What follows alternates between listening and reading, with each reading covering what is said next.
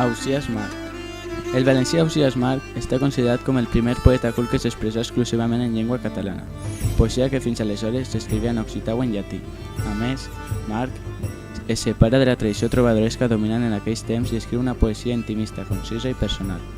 Tot i que per la forma continua utilitzant el vers de decasíl·lab en censura, abandonà les ostentacions retòriques i l'elegància ornamental trobadoresca. També fou un dels poetes de major prestigi del segle d'or valencià, del segle XV.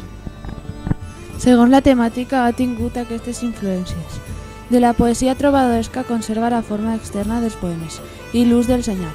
De la filosofia escolàstica pren el to i les reflexions moralitzadores i el discurs ple de tensions, imatges contradictòries d'antítesis. Destaca sobretot la tensió entre cos i esperit.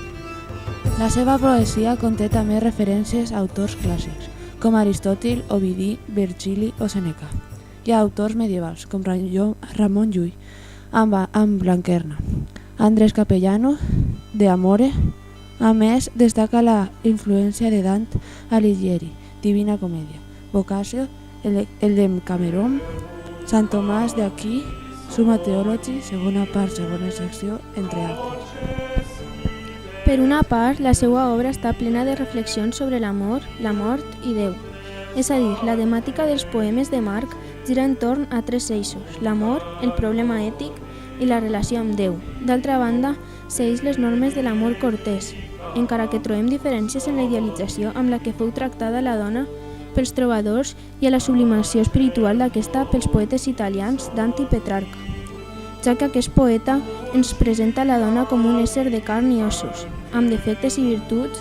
A més, March presenta la seva obra plena de sinceritat, la qual està formada per un total de 128 poemes. Entre aquests textos es troben alguns poemes de circumstàncies dedicats a rei Alfons, el Magnànim, i diversos personatges de la cort. Junt a aquest tipus de composicions, March escriu un grup de poemes titulats cants, que es divideixen en 4 apartats: cants d'amor, cants espirituals, cants de mort i cants morals. Amb aquests textos, la lírica catalana accedeix a un pla de transcendència fins a aquest moment desconegut. Cants d'amor.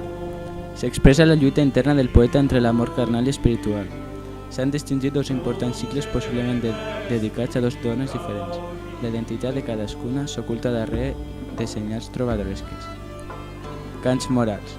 El poeta explica les reflexions i els sentiments d'aquell que ha sigut purificat pel dolor. També expressa la necessitat de viure cristianament per salvar l'ànima. Es tractaven de qüestions morals amb un to profund i meditatiu. Cants espirituals. Un poema d'aproximadament 200 versos en forma de plegària. El poeta medica amb sinceritat sobre la seva relació amb Déu i demana la misericòrdia i l'ajuda divines.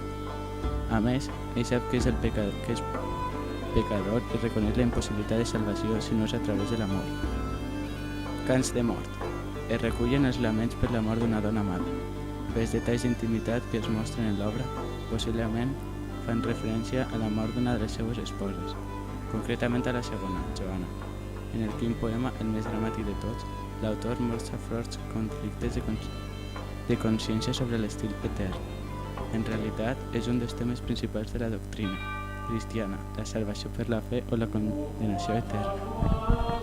Per finalitzar, ens agradaria comentar la importància d'aquest poeta clàssic, que ha aportat molt a la nostra cultura i va canviar la visió poètica cap a les dones, ja que es mostra una nova visió cap a elles basada en la bellesa i la perfecció, des dels ulls de l'enamorat. Un exemple on podem observar aquesta visió pot ser Plena de seny. Està compost per 19 poemes. Són una mena de diàleg entre l'autor i la dama, Aimee.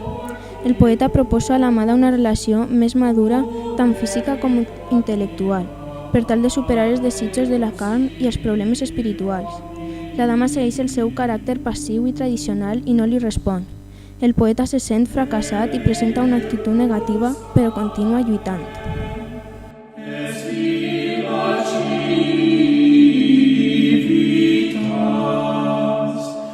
Cuius